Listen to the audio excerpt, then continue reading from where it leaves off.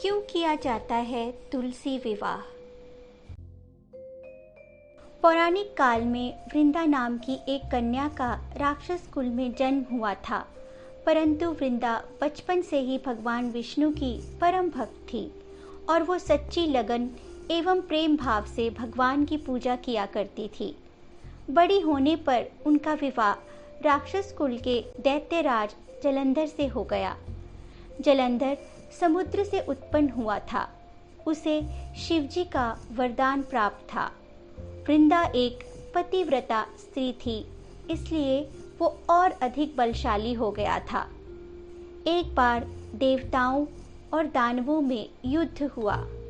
जब दैत्यराज जलंधर युद्ध पर जाने लगे तो वृंदा बोली, स्वामी, आप युद्ध पर जा रहे हैं। जब तक आप युद्ध में रहेंगे मैं आपकी जीत के लिए अनुष्ठान करूंगी, और जब तक आप वापस नहीं आ जाते मैं अपना संकल्प नहीं छोड़ूंगी।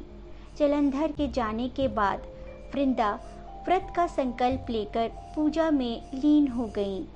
उनके व्रत के प्रभाव से देवता भी जलंधर को ना जीत सके। सहायता हेतु सब देवतागण भगवान विष्णु की शरण में जा पहुँचे। उनकी प्रार्थना पर विष्णु जी बोले, वृंदा मेरी परम भक्त है, मैं उसके साथ छल नहीं कर सकता। पर देवता बोले, प्रभु, हमारे पास दूसरा कोई विकल्प नहीं है, अब आप ही हमारी सहायता कर सकते हैं। तब विष्णु जी ने जलंधर का रूप धर लिया और वृंदा के महल में पहुंच गए। वृंदा ने जब अपने पति को देखा तो वे तुरंत पूजा से उठ गईं और उनके चरण छू लिए।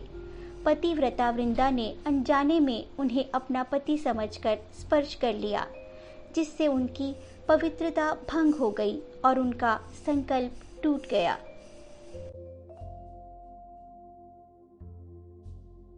ऐसा होते ही भगवान शिव ने जलंधर को मार दिया और उसका सिर काटकर अलग कर दिया।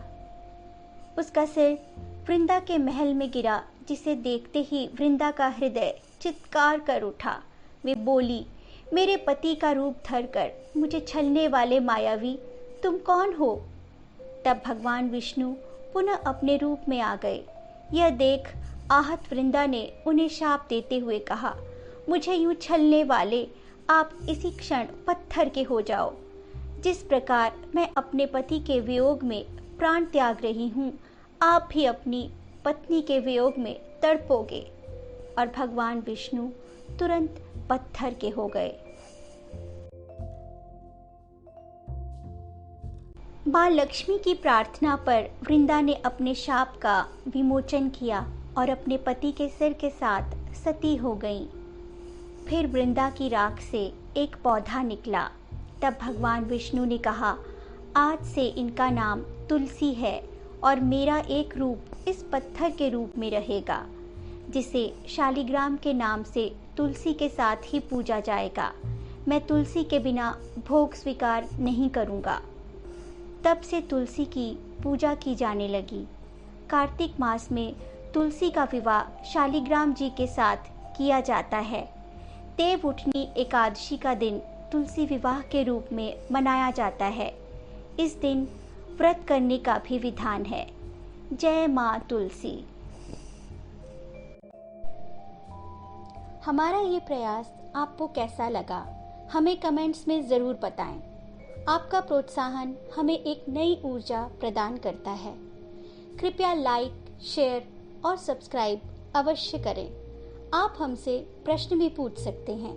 हमारा ईमेल आईडी है astrochatcoin@gmail.com।